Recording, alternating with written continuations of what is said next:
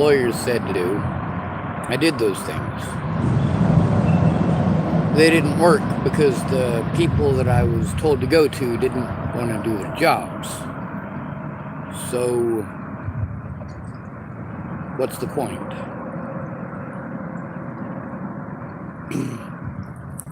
And the lawyers say, hey man, you need to, these things that you're saying, that you had gone to people for help, do you have any proof that you went to these people for help? Yes, I do. I absolutely do. I need help showing that. All right, well, if you need help showing that, you need to find somebody to sit with you and show you how to do that stuff. Well, I'm aware of that. I'm already trying that. You need to document it all. I've been doing that.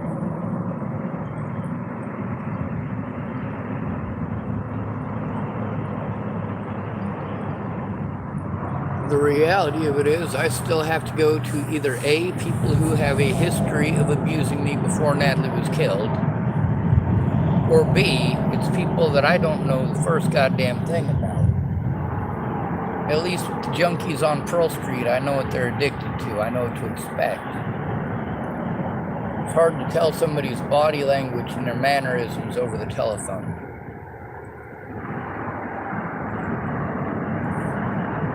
But through all of this, with every single one of these people, it was about turning in my predators, showing the evidence, doing what it is that I was told to do before Natalie was killed. The things that I was taking the steps to do before Natalie was killed. The things that I was spending hundreds and hundreds and hundreds of dollars to go to appointments and go see people that I'm told are supposed to help me. Hundreds of dollars to go back and forth between Nebraska and Colorado so that I can see Nicole Peralta, so I can see Jeff Ritter, so I can go to the Front Range for the help that is apparently non-existent there too. Although Nebraska, just like everywhere else, they tell you to go somewhere else. Everyone tells you to go somewhere else. No, that's passing the buck with each and every one of these peoples. The things that happen in their jurisdiction are their job to do something about.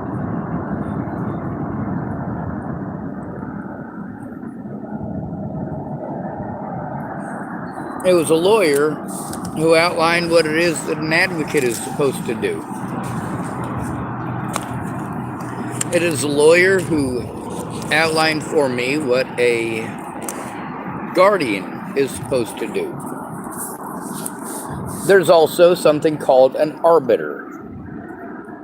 What me and Natalie Bollinger needed in 2016 was an arbiter. What we needed in 2017 was an arbiter. Now let me ask you a question. There is evidence from both Natalie and I that both of us were repeatedly attempting to go to police and go to our friends to get help stopping this.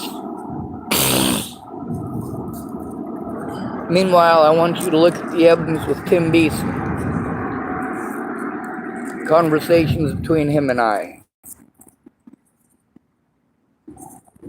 You get to see that what Tim Beeson was saying and doing to me, he actually did. This wasn't some hallucination. Just like Miss Peaches living at 120th and Melody. That's not a hallucination. That's actually where she lived. Where was I going when Natalie was pretending that because I had to make that walk that I made from Ken and Leah's place at 3395 South Zunai, all the way to 120th and Melody to go see Kayla Trujillo, aka Miss Peaches, to try to get help. And what did Natalie Bollinger do with that? She spied on my page and pretended like I was stalking her by walking by her house. No, where did I start off and where was my final destination?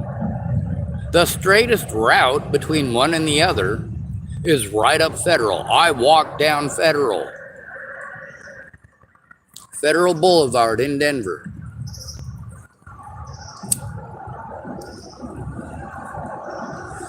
Now there's this roundabout fuck off direction that you can go take in Pecos.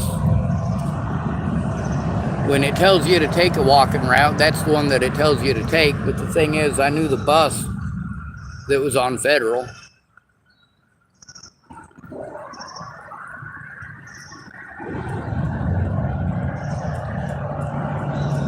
I mean, I had to borrow money from Miss Peaches to get on the bus to go back to Ken and Leah's after Natalie Bollinger didn't show up, after it turned out to be a protection order. Meanwhile, I was the one who needed a protection order. She was pretending that I threatened to kill her family or to harm her family, and that is an outright lie. She claimed that I was arrested outside of her house in Virginia. That is an outright lie. She claimed that she told me to leave her alone, and then I sent her hundreds of harassing texts and messages, and that is an outright lie. I ignored her and her sister as soon as I left Virginia, before I ever got out of Virginia, before I got into my car to start driving out of Virginia. The very first thing I did was block Natalie and Alicia Bollinger on my Facebook.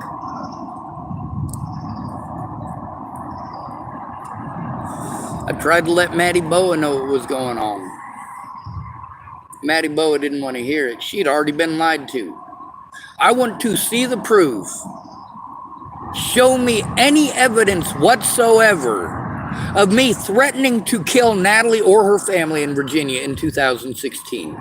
Show me anything even close to resembling that, you fucking twits.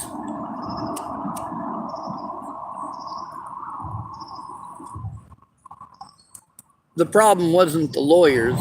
The problem was that nobody was doing what they're legally supposed to. These lawyers outlined what these people are legally supposed to do. They told me what the cops are legally supposed to do, which is completely different from what the public pretenders said. The public pretenders do not do their jobs. They outright lie to you. That is their job. Their job is to make sure that you go to jail. A public pretender doesn't give two fucks about you. The prosecution does. And of course, by letting the prosecution have whatever victories they want, primarily against the homeless, people who don't have the financial means or the physical means to defend themselves. They don't have a fucking address to have that shit sent to. They don't have a place to sit down and process this shit. And if they're disabled like me, no, they can't fucking go into someplace every single day and set up a full-size desktop computer. I can't even carry the fucking thing.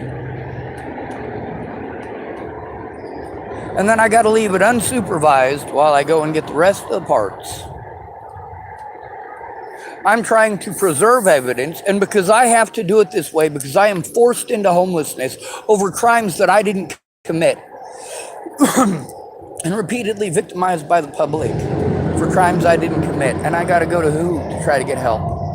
Obviously, the cops aren't gonna help me. I gotta go to a guy who's tripping his balls off on fucking mushrooms, and I gotta depend on that guy to go in with me and try to turn shit in. And oh my god, the crazy fucking bullshit coming out of his face. Yeah, no wonder nobody's gonna fucking listen to me going in there with him. So then there's this guy Jacob, right? And he's got his own problems, okay? Like, for example, the camp that I went to yesterday, Jacob told me to go back there. Now, I've had several people who have harassed me over the Natalie Bollinger situation and threatened me over it. And I come back to the camp yesterday because Jacob told me to. He said he was going to help me. I went to camp, and there was two gentlemen there who were, well, it started off as what very easily, in about 10 seconds time, could have turned into violence. Lucky for me, I was able to explain it to them in a way that they understood in about 10 seconds or less. I helped out someone who was on heroin. That's all I had to explain, and then they listened. All of us out here on the streets have been taken advantage of by somebody we felt sorry for that was on heroin. All of us. Or meth. Every single one of us. And it's primarily women who do this.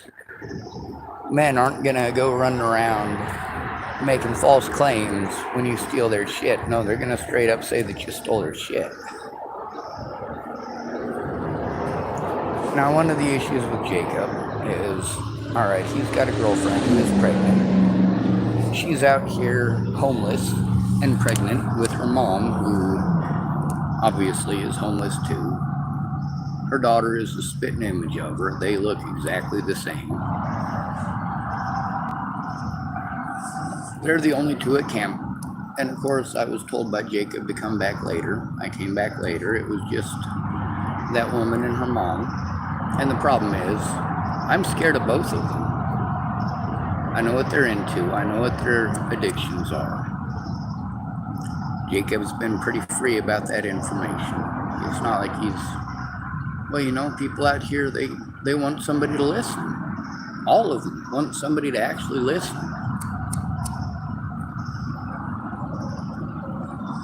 So the other night, I guess this was about a week and a half ago, Jacob comes up to my vehicle and says that he was sucker punched in the eye by a guy with brass knuckles. And I got to hear from him and several other people that it was because his girlfriend was screaming at the top of her lungs that he raped her. So she's back at camp with her mom. They're the only two there. They're both women. Of course, I'm too scared to go into that fucking camp with just two women there, especially one of them has a history of accusing people of rape when she doesn't get what she wants. Meanwhile, Jacob was saying that he wants to help me. And these other two guys, they had told me that they were watching these Natalie Bollinger things all yesterday morning. You know, that's why they were up in a tiffy. I told them I got a whole vehicle full of evidence that shows that it's bullshit. And they said they would take the time to look at evidence instead of killing me. Awful sweet of them. So hopefully they take the time to look at evidence. I have been here a couple times yesterday and a couple of times today already. Jacob did give me his number, so I sent him my number and sent him a couple of messages. He said he's been having problems keeping his phone charged up, so I have a external battery here so that he can use it. Now, when I went into that camp, just about, I don't know, maybe 2 or 3 minutes before I started the video, those girls looked at me like I had done horrible things to their dog. And that, you know, you don't stop to think about the way that you look at people. The way that you look at people shows your judgment very quickly. And maybe I'm reading your face wrong. Maybe you just got resting bitch face. But no, if somebody does this, yeah, that's a pretty foul look and a pretty foul reaction to somebody who's never done you wrong. That's what the shit that people wanted to claim about me does. My dad didn't want to understand what it is that I have to go through over this. But, of course, when I was more vocal and more pushy about the horrible things that he had done to me growing up, now he wants to tell me, oh, well, this puts him at risk. This makes him at risk of losing his house and losing his this and losing his that. And don't I know it, Brian David Schwartz? I've been through it. And instead of helping me out when I went through it over false charges, what you wanted to do is bully me until you could get your way. You wanted to take control of my finances so that you had something you can hold over my head. You wanted to take advantage of your own son. Not okay.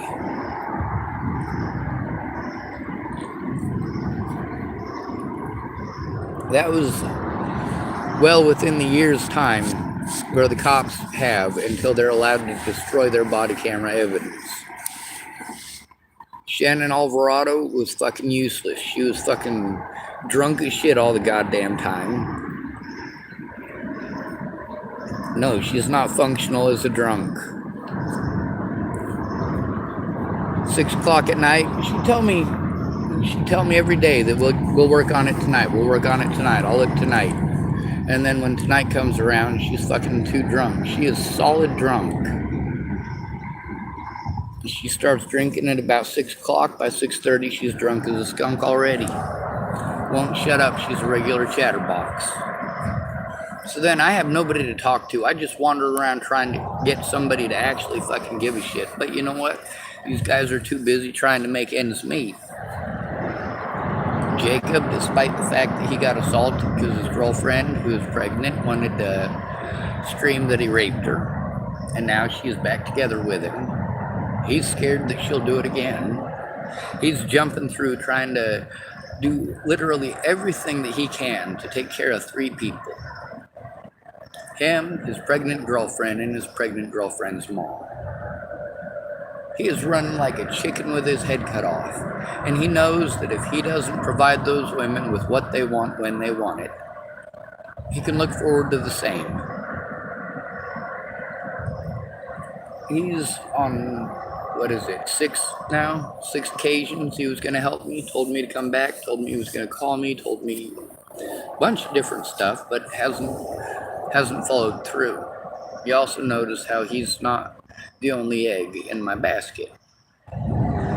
There's a lot of different people that I've talked to, a lot of different people who had said that they might. Well, that's scary for me. Also having to depend on a man who, Jacob is so screwed. I mean, oh my God, he's screwed. I can only imagine having a kid with a woman who does those kind of things. You give me what I want right when I want it, or I'm gonna accuse you of raping me. Holy shit, that's messed up. And that's not the only one. There's a guy here named Brandon, and his girlfriend did the same thing. That happened with 3 different homeless women within like a 2-week period. I think it was closer to a 1-week period. And I don't remember the 3rd homeless woman's name, but she was screaming at the top of her lungs that her boyfriend had raped her, that it was non-consensual, and you know what it was over? Booze. What happened is this lady thought that her boyfriend had drank the rest of the bottle. Well, the rest of the bottle was under a pillow in the tent. But he was passed out. He was not responsive. When he got up, he didn't know what the fuck was going on. He was still half asleep and probably still very drunk. And she wants her bottle. She wants her bottle. It's her bottle at that point. And I did go down and ask people about the situation. One of those folks even knew the lady's real name, which she doesn't go by. Anyway, so she didn't get her bottle when she was first awake. The first thing she wanted to do, I guess, was to get a drink. So I'm guessing it's probably vodka. Vodka is incredibly cheap. But I don't know for certain. That wasn't the important part. The important part was that it was over alcohol. This woman and her boyfriend are both alcoholics. They both went in together on a bottle of booze. She didn't get what she wanted right when she wanted it, so she started screaming that he's a rapist. He raped her because she wanted a bottle. You know what happened with that? When he finally realized what was going on and was, well, probably not sober enough to know what was going on, but he was awake enough to know what was going on, she wanted her bottle. She wanted a bottle of booze. It was under the pillow. He grabbed it from under the pillow. He gave it to her. And instant gratification, now he's no longer a rapist and she's fucking happy. This is America, folks. This is how we have taught and trained women to act. This is how we have taught women to treat men, especially good men. Now, I'm not saying that these men are good men because they're alcoholics or because they're on methamphetamines or whatever drug it happens to be that they're addicted to.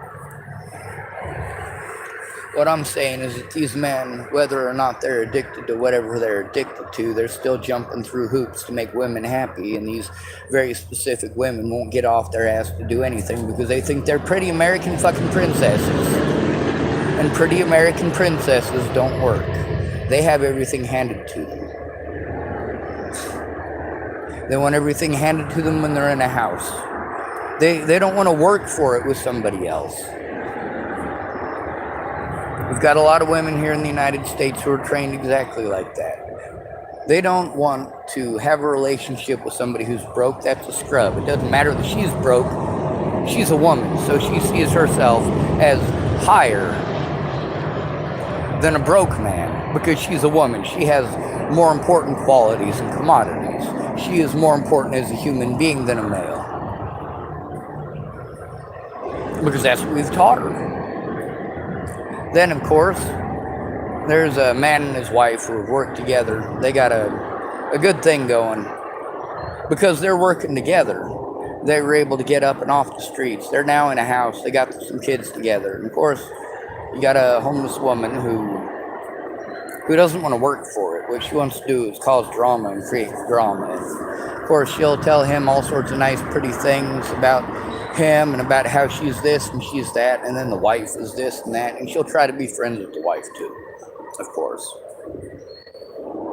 And what it all ends up being is that she just really doesn't want to work together with somebody in a relationship. What she wants is everything to be handed to her. She sees that this woman who worked together with her husband, who has children in a house, these are all the things that this young woman wants.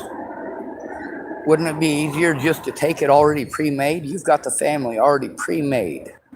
You've already got the house. It's already there. And somebody is already living in it. And if you can just convince that person to kick their partner to the side and accept you, and this is something that almost every woman I know has taken a part of. See, when we talk about how men are competitive and women are not, that's an outright lie.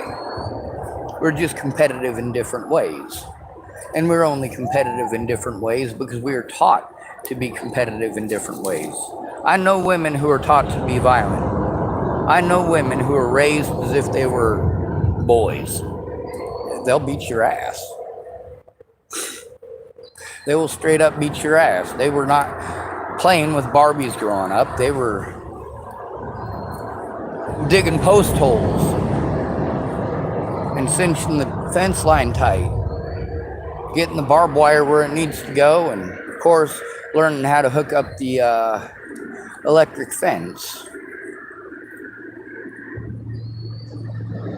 So yeah, we've also taught a lot of women this girl power thing. We've taught these princesses girl power.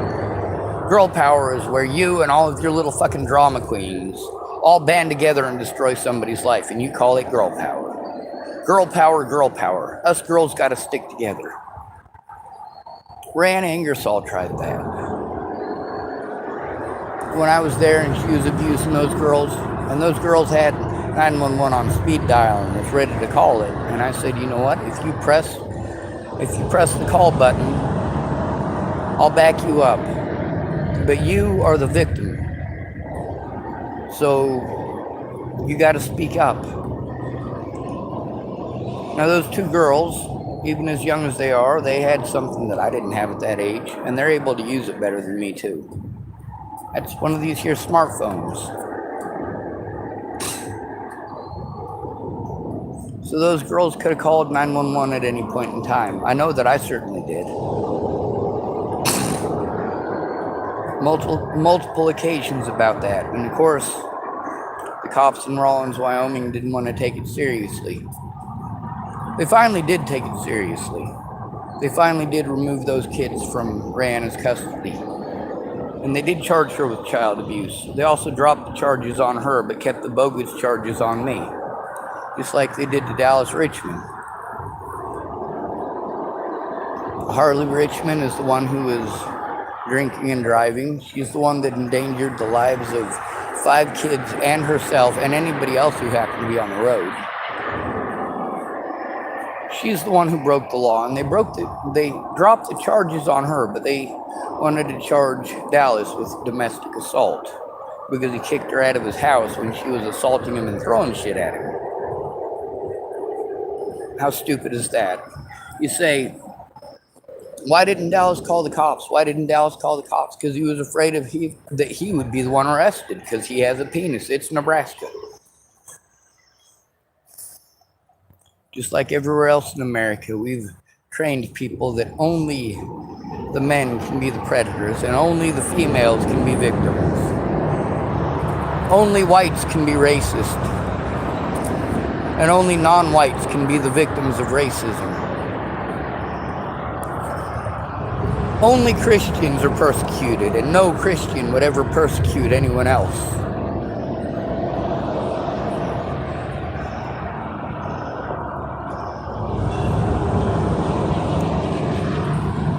Well, I'm going to tell you something. The fundamentals of Christianity in the Bible are not the same as the fundamentals of Christianity in real life. None of these churches share the doctrine that Jesus taught. None of them. Not a single one. So when people tell me that their religion is the best and I should be a Christian, was Jesus a Christian? No, he wasn't. Jesus was Jewish. He was a rabbi. That means teacher. At that point in time, well, all schools were religious schools. Jesus himself was a priest, or the Jewish equivalent of a priest. That was his job. He wasn't just a carpenter. He was raised as a carpenter. He was raised to be a carpenter. He knew how to be a carpenter, but rabbi is a very specific name. When they called him teacher, they called him teacher for a reason. Even if you were a carpenter, the religious schools for the Jews at that point in time, you learned a lot in those schools. You learned about the Torah. If you don't know what the Torah is, I recommend looking it up and learning something, instead of trying to be a pocket lawyer who thinks he knows everything.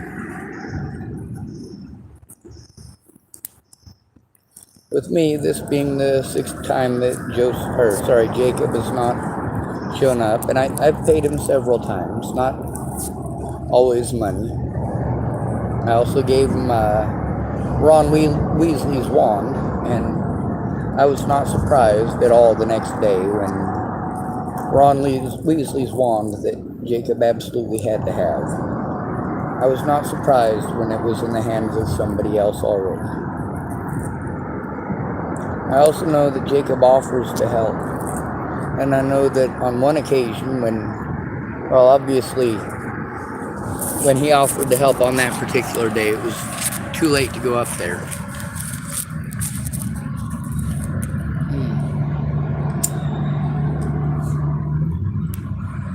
But he wanted to go, he was pretty gung-ho about it too. He wanted to go right then and there. So let's go right now. I told him, well, you need to get a shirt and some shoes, and it's getting pretty late. He said, well, we'll find out if I need a shirt and shoes when I get there.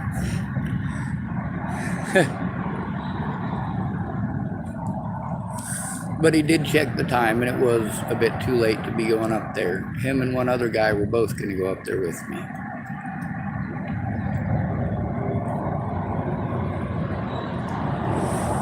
I was also told as I was walking over here that apparently there's some homeless people looking for me. They're mad at me about something to do with a dead girl. I'm assuming Natalie.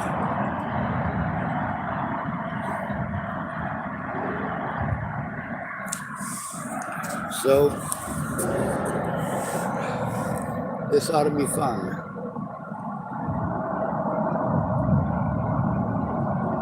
No, it won't be.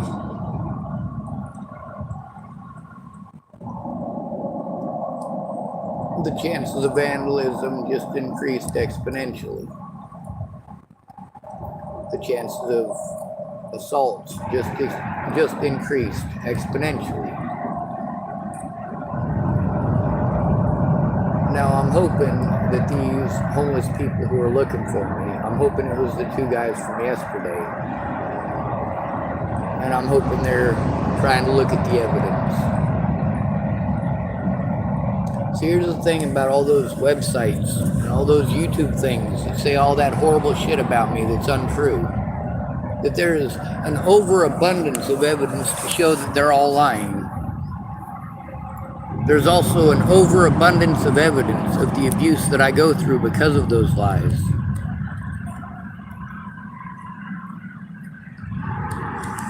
To this day, I've never been allowed to show evidence in court. I've never been allowed to show evidence to anybody. The people who said that they would help me, people who said that they would look at it, like, why don't you actually look at it? Why would you ask to look at it and then go out of your way not to? That's just stupid. One of the things that pissed me off the most was when people told me, oh, I trust you, I trust you. I don't want you to trust me. I don't want you to believe me. I want you to know for certain. And that means taking a look. If you take a look, you can speak. A lot of people wanted to give me, sorry, there's some people going down the thing on rafts, and it just looks weird because, I don't know, it's the Walmart rafts and there's a cute little dog on top. I love your dog!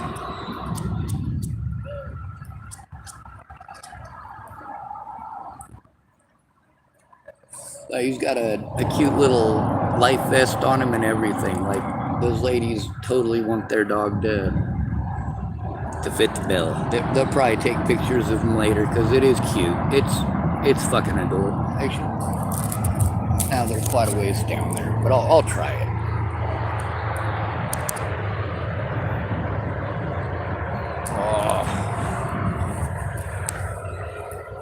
See if we can see him through the trees. Nope, it's not gonna let us.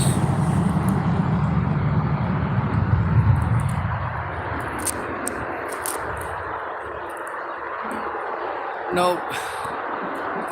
All it shows is the white sheen of the river. Fuck it. Anyway, too many trees in the way.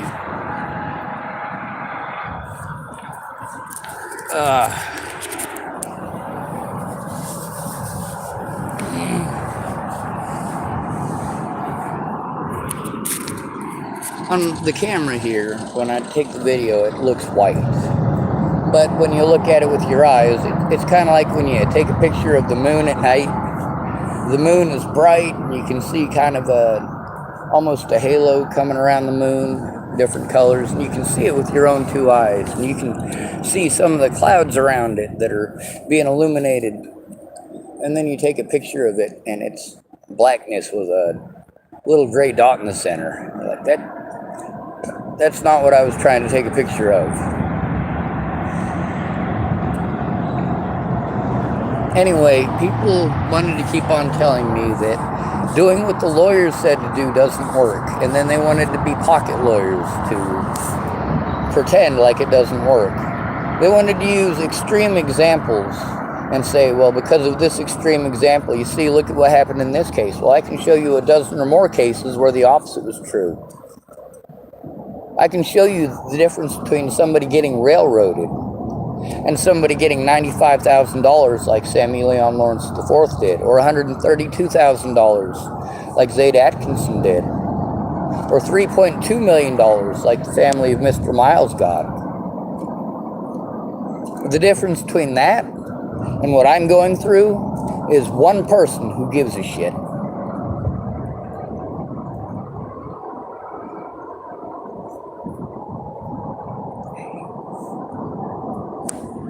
The difference, take a look at George Floyd. Take a look at the things that were done to him and how wrong those things are, apparently, according to the public. If they're so wrong, why is it okay to do those things to me? Is it okay because I was falsely accused? Is it okay because I was never allowed a day in court? Is it okay because I was called mentally ill? Is it okay because I was denied the right to show evidence? Is it okay because these people abused me to the point that I could not function and then abused me because I can't function?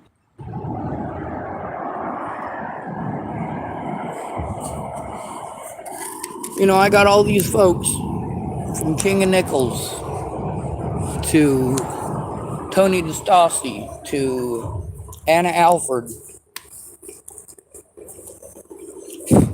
All three of those people were aware and took part in the situation surrounding the death of Daniel Kitlitz. All three of them verified that yes, Daniel Kitlitz very much did die behind their store. Very much I am the one that found him dead.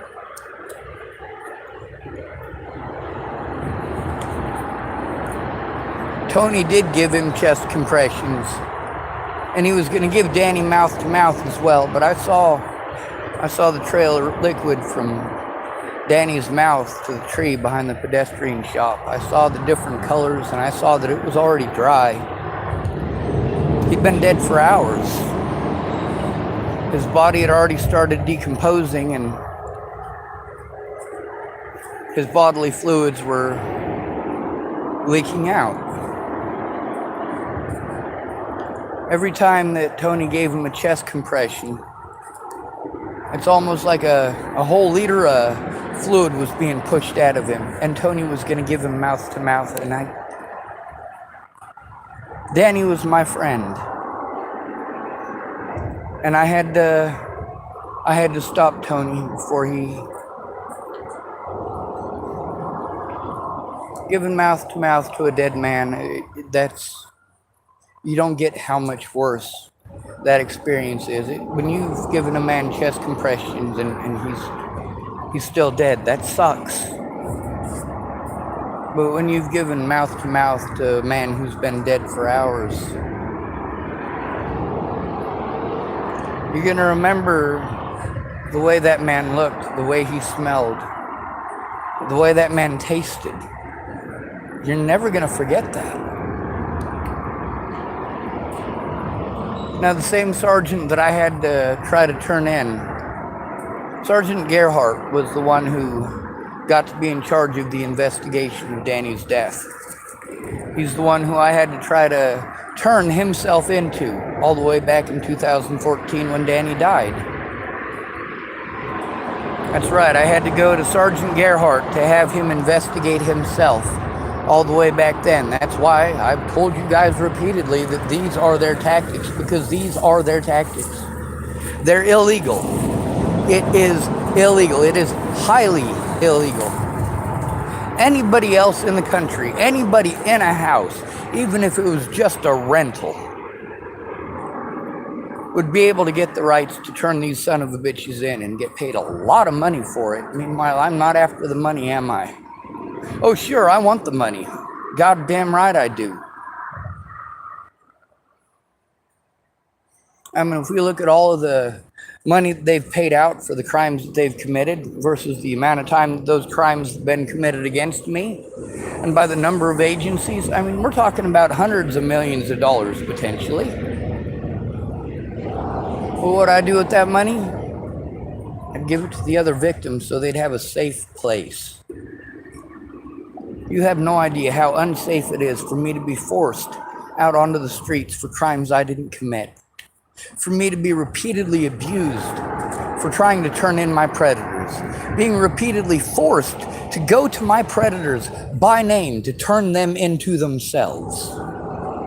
I should not have had to turn in Amanda Jonas to Amanda Jonas. She should not have been the one who was put on that case to investigate herself. Just like Schneider up there in Tacoma, Washington, when I tried to turn in Schneider. Instead of sending me to their professional standards unit, they sent me to Schneider. That's a safety risk and a safety issue. By preventing me from turning these people in and allowing these people knowledge that I am trying to turn them in without allowing me any protections from these beasts.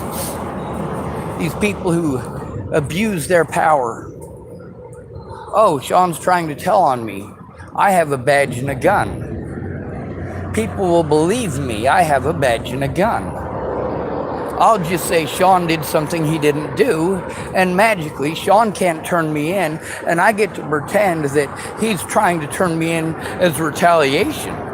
But you can see plainly and clearly that I voiced very plainly and clearly on my Facebook and on my YouTube my intent to turn these people in before they ever press false charges on me. You also get to see plainly and clearly on my YouTube with actual evidence that in each and every one of these cases, they had to drop the charges due to lack of evidence.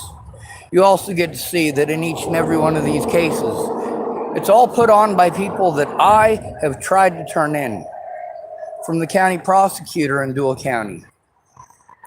His last name is Starkey. And the one prior to him, who I had to go to, Joel J.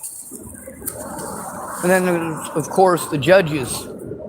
But because I don't have a lawyer, and I don't have legal assistance, and because they abuse the shit out of my disabilities, well, they automatically win, and they have so far been able to keep all of the evidence out of court. Now, due to the fact that I still have evidence, that allows me to get a new court date in every single one of my court dates. Every single one of them. The evidence that I have, and the reason that I needed these people to come forward, is because that allows me to turn in my predators. These people didn't want to do what the lawyers said to do. They wanted to make up laws as they went along. Make up any excuse why they can't keep their word after wasting my time, wasting my energy. After gaslighting me and pretending that they were going to help. But then when they got busted being lying pieces of shit, or when they did horrible things because they're drug addicts or alcoholics. And that's the tough part, because a lot of these drug addicts and alcoholics, sure, their heart's in the right place. It's in their chest where it's supposed to be. I understand that what you mean is that their intent was good. Yes, their intent. They intended on doing these things, but there was no follow-through. No follow-through. And none of them could even listen well enough to know what the fuck was going on. They wanted to keep making suggestions of things that I've already done. And then when I explained to them I've already done that, they just want to argue with me. Are you sure? Well, how about... let me tell you a story about a woman who told me to call the Nebraska Attorney General's office. I told her that I had called the Nebraska Attorney General's office. And she just wanted to argue and tell me I needed to call the Nebraska Attorney General's office. It's the only way to do it. And I explained again, I already did that. I had to do it by myself. They told me to call the Nebraska State Patrol. Nebraska State Patrol said it's not their job. And because Nebraska State Patrol made literally zero effort at all to investigate Scott DaCosta. And they invested all of their resources in looking the other way. And of course, whatever Scott DaCosta tells them, they listen to Scott DaCosta and not me. He's got the badge. He calls me mentally ill. He automatically gets hurt and I don't. He's automatically right. I'm automatically wrong. That is how simple it is. That is why we are at-risk adults. You tell us to call the cops. Holy shit. You have any idea how many times I've called the cops? They keep changing the laws and changing the rules. Sure, they tell me that they can't do something for me, but they do it for my predators when my predators play victim. Fucking dumbasses. Meanwhile, the fact that these people misled the situation repeatedly, lied to me, lied about me. Yes, that is a very important thing to note. That's not help. You didn't want to be recorded and put on YouTube, but you didn't make any efforts to put the information that you had into court. Instead, you went out of your way to ignore the situation while I got treated like I was schizophrenic for things that you told me. I was treated like I was schizophrenic when you told me that you and your family and your lives were being threatened. I was treated like I was schizophrenic. Carl Rogers could have come forward about that with me to the police and to the public. Everybody wanted to keep their names private.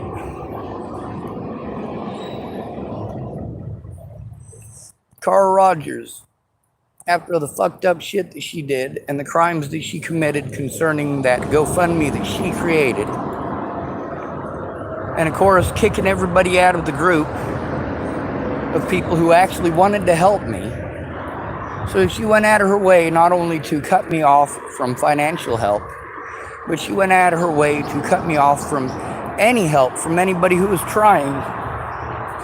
A lot of those people that were in that group got a hold of me, said that they and their families were being threatened by Carl Rogers. They're not the only ones. Apparently Aaron Cockerham, same story. So, who's this Carl Rogers? This lady from Florida who, because of her, I was in contact with Danica Garner. That's one of Natalie's ex-stepmothers who later played victim. And of course, Rochelle Shelley Campbell, who is one of Natalie's ex-stepmothers who later wanted to play victim. These people wanted to claim that I threatened to kill them and I threatened to kill Alicia. These are outright lies. And that's the thing. You guys don't want to look at that. You just want to pass judgment. You don't care about the innocent. Now, my dad, when I was telling you about him being a sexual predator, did I accuse him of touching little kids? No, I did not. Why is that? Because to my knowledge, as far as I've seen, my dad doesn't do that. But that's just so far as I've seen.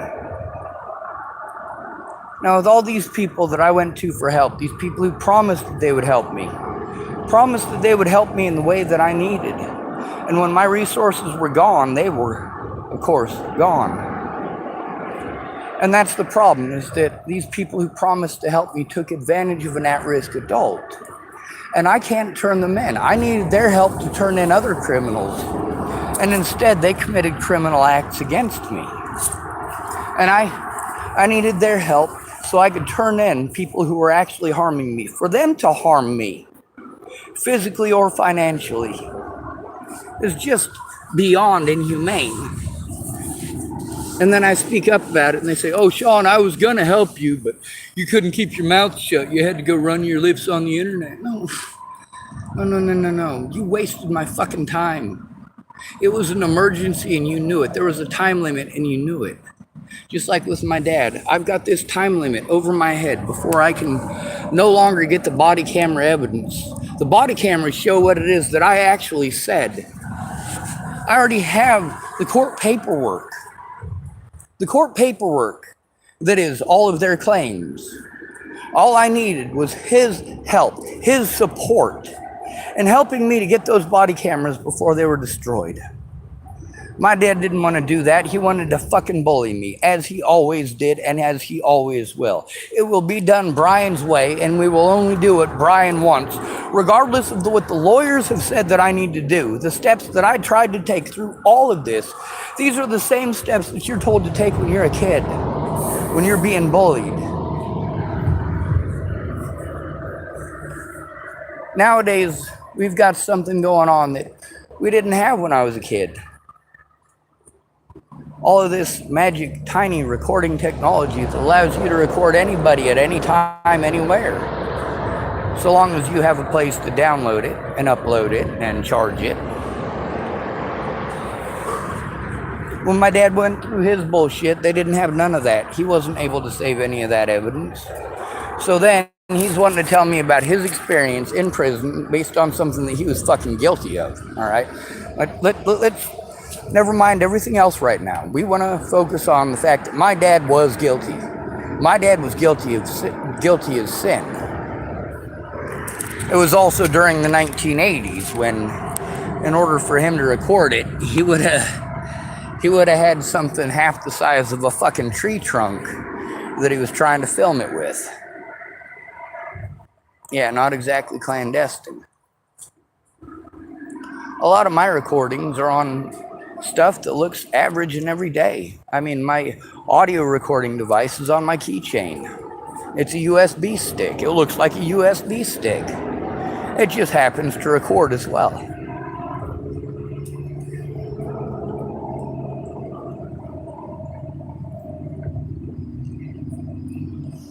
Now you see out here, you see how the people in houses are very much not giving a shit. But the addicts out here out on the streets, well, I'm a little bit more human to them. They got to know me a bit. They are addicts. They know that I don't do the drugs. They know I'm not going to do the drugs. They know I'm not going to do the alcohol. They know I'm not interested in their boyfriends or their girlfriends.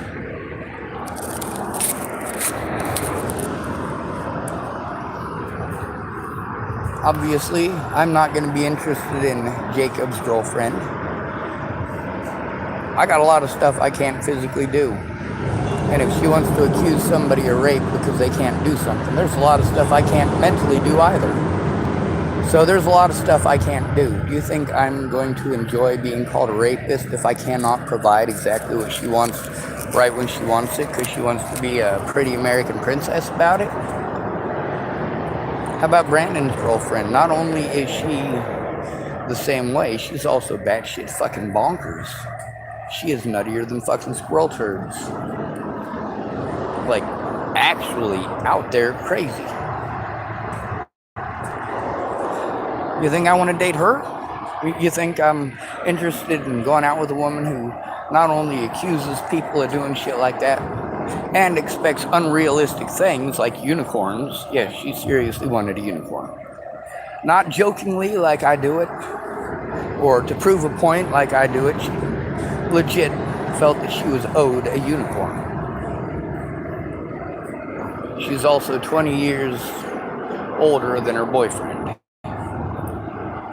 I was also told that Brandon didn't really start dating her. She just started following him and he couldn't get rid of her. So he basically puts up with her because he feels sorry for her. But it's difficult when somebody like that is, well, if they don't get what they want or they just start having a manic episode, they fucking flip shit. And all of a sudden, you must be a rapist. Holy fuck. And then we got it right underneath the bridge here. I'll actually show you that for a second.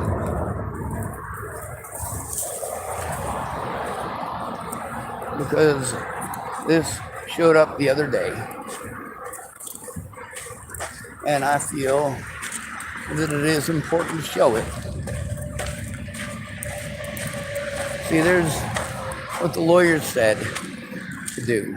There's the fact that everybody wants to be a pocket lawyer. They want to claim that they care. Well, if they cared, they'd do the one thing that actually helps.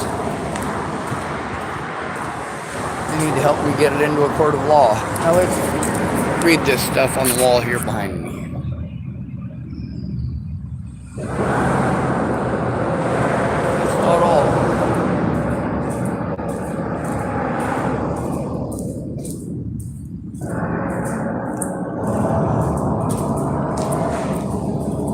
By the way, this is done by a homeless person.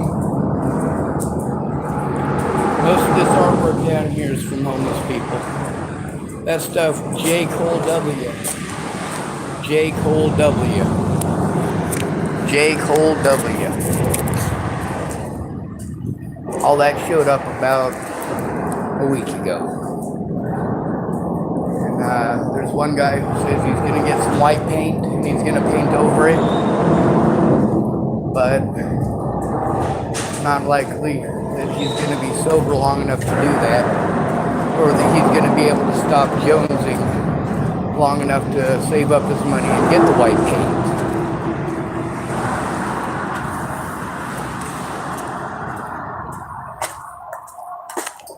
So when you've got accusations like that out here, there's a lot of pedophiles out here, and they won't tell you that they're pedophiles.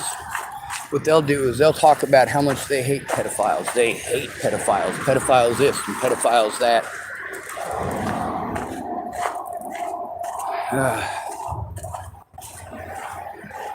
It isn't until they make a post on Facebook letting people know where they're at that somebody comes down and says, hey, his real name is, and then you look up his real name, you see him on the sex offender registry, and you go, oh, yes. Indeed. One of those guys. So we got about 80% of the people out here on the streets are out here because of abuse. That goes for both men and women. Most of us are out here because of abuse. Women who are raised in the system tend to get better treatment and they get better results and they get a lot more help when they get out. They also get assistance. That's right, most of the girls that I know who grew up in the system, they basically got a legal assistant as soon as they turned 18. This was provided to them, and this legal assistant worked with them to get every one of the resources that, well, we're entitled to. Disabled people and children who grew up in the system.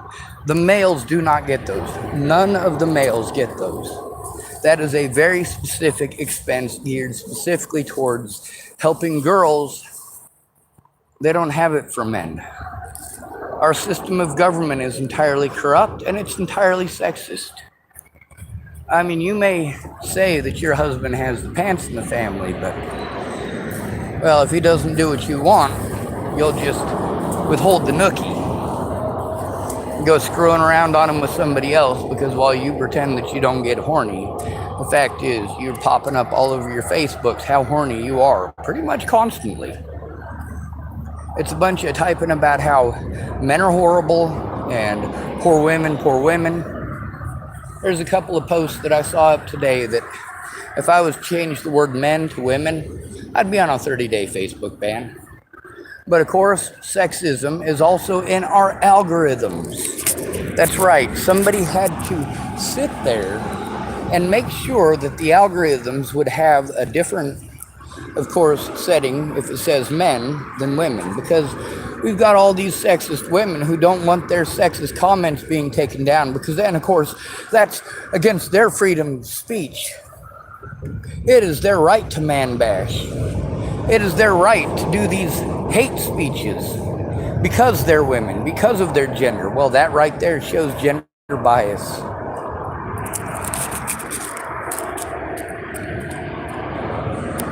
The reality of it is, the things that the lawyers told me to do, I cannot provide for myself. And no matter how much I tried to explain to people, they just wanted to argue, tell me that they weren't lawyers, and then pretend that they were lawyers. Oh, Sean, I can't help you. I'm not a lawyer. You absolutely can. You can tell the truth about the situations you were a part of. Well, I didn't even know Natalie. You didn't have to know Natalie. When I was in Virginia, did you send me money to get home? Did I call you while I was in Virginia? Did we plan the trip together? Did I plan on going out and visiting you on that trip? Did the things that I said happened with you actually happen? Because you were a part of the story. When I was having a lot of fucking problems over the situation with Natalie, and you wanted to reach out to me and find out what was going on, but then you never did. At least I tried to tell you. I tried to let you know. There's what the lawyers say to do, and then there's the fact that, well, they told me that I needed a parent or guardian to start off with. When I said that my parents didn't give a shit, that they were some of my predators. This is, mind you, before Natalie Bollinger was killed. And these lawyers want to tell me how much more difficult it's going to be in that case, because when parents are your predators, they're not often going to admit to it. Even if it means that you're killed, parents will most generally not admit to it. They don't want consequences. They hope for the best, and it doesn't hit them until after their son gets his head blown off, or until after their daughter gets her throat cut and thrown into a river. Great. Now, boys and girls were a little bit different. Boys start committing suicide at 5 times the rate of girls at the age of 15. That's because there's no help for boys. We're told to man up. For girls, there's all sorts of help. It isn't actually provided in most cases. But a girl will cut on herself when she's being abused and nobody will listen. Nobody will help her. I didn't go to a single person, not one person that I have spoken to about this situation. Not one of them did I go to because I just needed somebody to listen. I needed them to listen, to understand, so that they could help me. And we don't get very far when they want to interrupt me mid-sentence, every sentence, and fucking have a little mini argument. The worst offenders as far as that goes are pretty blonde-haired, blue-eyed white girls like Joanna Taylor Smith. Sure, her heart was in her chest, and she had good intentions, but she had zero follow-through. Zero. And then Natalie ended up dead. And then, of course, when Natalie ended up dead, then Joanna Taylor Smith wants to hide in the woodwork like everyone else. No, there are a lot of people that I went to try to get help because I was being abused. I wasn't trying to stalk anyone. I was trying to get help stopping abuse. People just wanted to argue or take their shit out on me or assault me like Derek Parrish.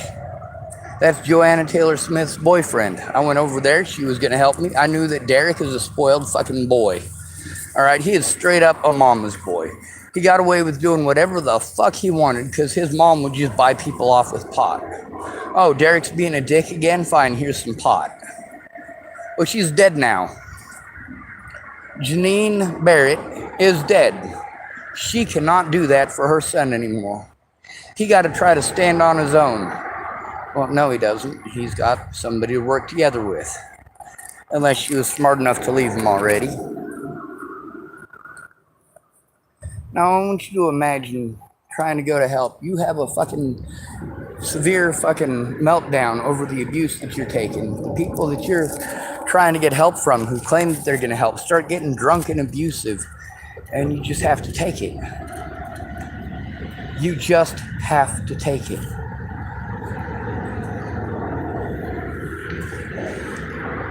Before Natalie was killed, it was people like Derek Parrish. I went to Derek Parrish for help. Well, actually, I went to Joanna Taylor Smith for help, but Derek Parrish had to make it all about him. And yet, sorry, disconnected. I wanted Derek to stop it. I wanted him to stop threatening me. I wanted him to stop making it a show for JoJo. It's a control issue at that point. That's why you talk one-on-one. Public. You do it somewhere public so that if somebody tries to harm another human being, there are witnesses there. It decreases the chance of that harm happening. Also, the fact that it's a one-on-one conversation in public means that you're going to try to keep your voices down. You're going to try to talk to each other, hopefully, in a civil fashion. A woman is far less likely to do that because she knows she can get away with screaming at a man in public. Whereas a man who screams like that in public is going to get arrested.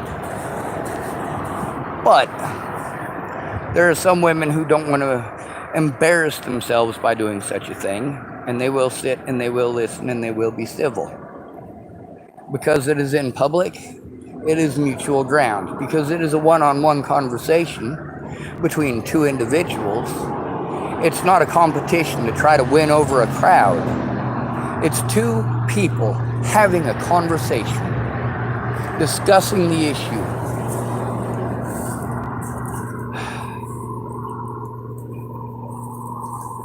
Now, when I talked to the lawyers, they told me a lot of different things because there's different routes of going about it. I mean, there's the arbiter route. Both of us really should have had an arbiter. Me because of my disabilities and Natalie because of her disabilities. Both of us should have had an advocate. I don't know if she was disabled enough to need a guardian. I know that I certainly am. But she absolutely needed an advocate, and so do I. But for both of us, because of our disabilities, and because we were both at-risk adults, and because we were both getting fucked with by people like, well, of course, Tim Beeson and Ted Bollinger. Yes, I was being threatened, harassed, called a fucking child molester and a rapist by Tim Beeson. According to Tim Beeson, in his own words, he didn't tell Natalie he was doing that. So, of course, she thinks I'm stalking her. She thinks that I'm making this stuff up because I don't have the ability to show her. Now she's dead. I have the ability to show it now. I've shown it time and again. The conversations between myself and Tim Beeson. I've sent it out to multiple places, but I always have to do it alone. Don't offer to help if you're not going to help.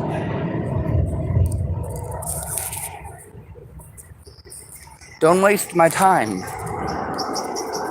Don't pretend that you're going to help me and then go out of your way not to. Don't tell me you can't tell the truth because you're not a lawyer. And you can't help me because you're not a lawyer. And then go out of your way to play pocket lawyer like you're a fucking lawyer. You're not a lawyer.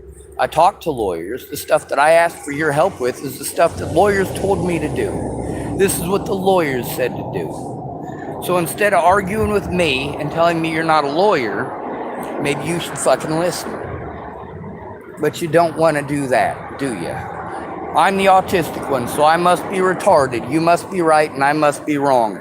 Your assumption must be right over me, who's actually going through it, was actually there for the events, and actually has it recorded. Anna, Kinga, and Tony, all three of them blocked me. Don't want to be my friends no more, because what did I have to do to get them to speak up? I had to record them and post them on YouTube. You really think that's something I wanted to do? With my dad, yeah, he offered all sorts of help last week. All sorts of help. But he was going out of his way not to hear what was going on. And his offers of help ended up just being a waste of my fucking time. It cost me over $200 last week to try to get my dad to stop being a jackass, stop playing victim, and actually fucking listen to what I'm going through. He doesn't give a fuck what I'm going through. He only cares about him. And the conversations between him and I show that. They also show that he tried to feign like he gives a shit. If you're going to help me, you need to take steps to actually help me. How is anybody in their right fucking mind going to believe that you're actually going to rent a room here and drive down here to see me when you're too much of a pussy to make a fucking phone call? Also, if you're going to come down here and help me, it's all going to be recorded. Every bit of it.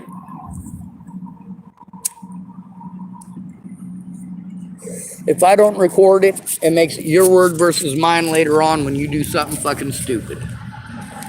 If it's recorded, I can prove that you did something stupid. If it's not recorded, you automatically win and you fucking know it. So everybody who wants to not be recorded and keep their shit private, well, they're up to no good. They're not going to help. I need to use this to burn some stuff. All right. Sorry, I'm using my camera to find some hairs that are a little too long and burn them off. All right. Anyway, the reality of the situation is that trying to get someone to look at the evidence that I have is difficult. Once they've seen the stuff on the internet, most people automatically hate me and want to hurt me. And of course, I've got the evidence that shows that it's bullshit, but nobody's posting that up on the internet. None of these people that I've sent it to have gone and made any attempts to show that the fucking stuff that these websites are saying is bullshit. The cops, even when stuff happens in their jurisdiction, they want to pretend like it's somebody else's job. No matter what. The things that I told you that the cops and the courts would do if I had to go in alone, they've done those things because I had to go in alone. The people who said that they would help me so I didn't have to go in alone, who all made me go in alone, want to, of course, throw it in my face that what they thought that I should get didn't happen because they made me go in alone after promising that they wouldn't make me go in alone. And of course, through all of this, I'm told to be patient. And I'm patient, and I'm patient, and I'm patient. And then I'm told that it's too late because I was too patient. Meanwhile, I'm telling all of these people, hey, fucking get off your ass. If you're going to do it, fucking do it. Don't fucking waste my time. Don't pretend over and over that you're going to do something. If you're going to waste my fucking time, I need to find somebody who's actually going to help. And if you're not going to speak up, I'm going to post up our conversations on YouTube. I told the fucking truth. The way that you guys want to play it off after the fact is completely fucked. But this is literally how it is. I mean, how am I supposed to go to a drug dealer and ask for help? How am I supposed to go to the cops and ask for help? Without a guardian present or an advocate, I have no rights. If I cannot record the situation, I cannot make the call. Because you get to see what happened last week when I didn't have the ability to record the calls to these places here in Hood River that repeatedly sent me back to the same places over and over again. No, absolutely not. This is the last thing a fucking victim needs, is to get the fucking runaround.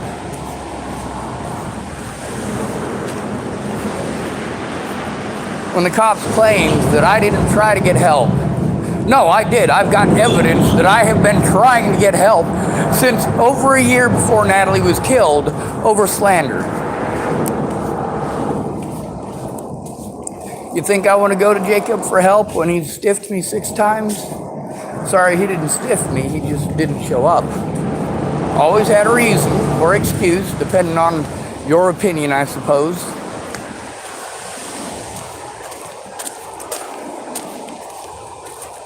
When people say they'll help me, yeah, chances are pretty fucking good that they're not gonna. I'm gonna have to continue to go back over and over and over again. Because they tell me to go back over and over and over again.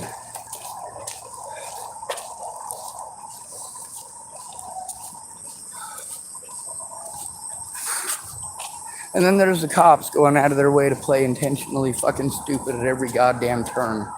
They know they're breaking the law.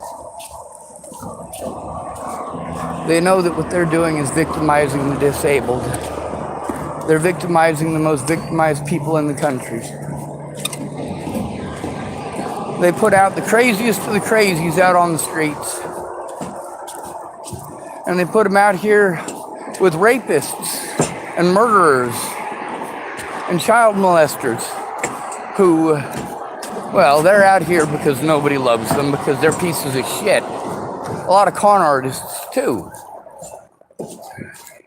But then we're all treated like we're those guys, that 20% of homeless people that are the scourge of the earth, the scum of the planet.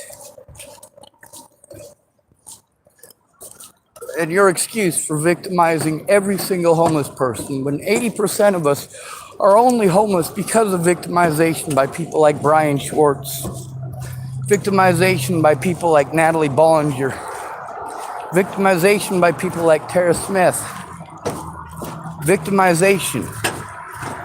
You're not a human anymore. You're a hobo, and hobos have no rights.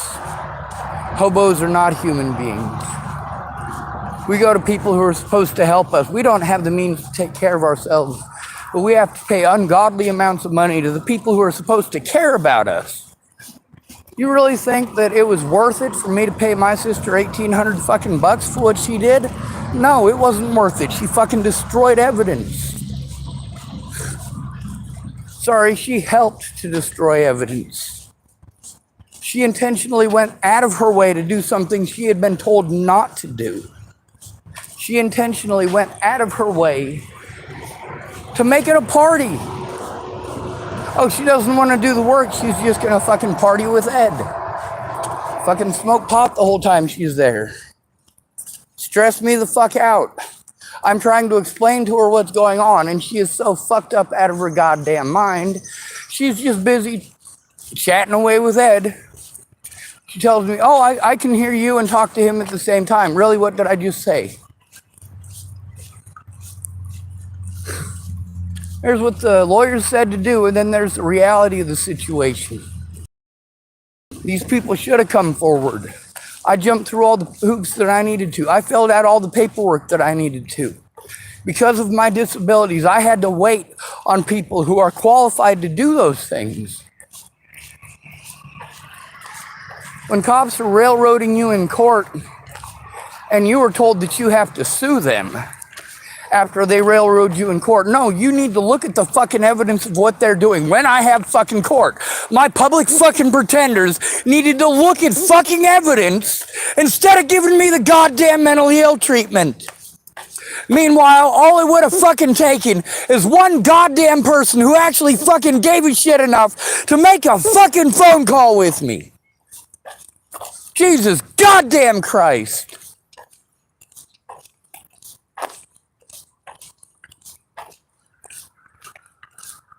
My dad didn't want to do what the lawyers said. He wanted to fucking bully me and treat me like shit and berate me and try to force me to do things that he's interested in. No, don't force me to do things. I need fucking help. Forcing me to do things and berating me and bullying me until I do them is not fucking help. That is abuse, you son of a bitch. Good to be ready. Thanks for coming to visit. Stay out of trouble or don't get caught. Remember, you are your brother's keeper and no victim left behind.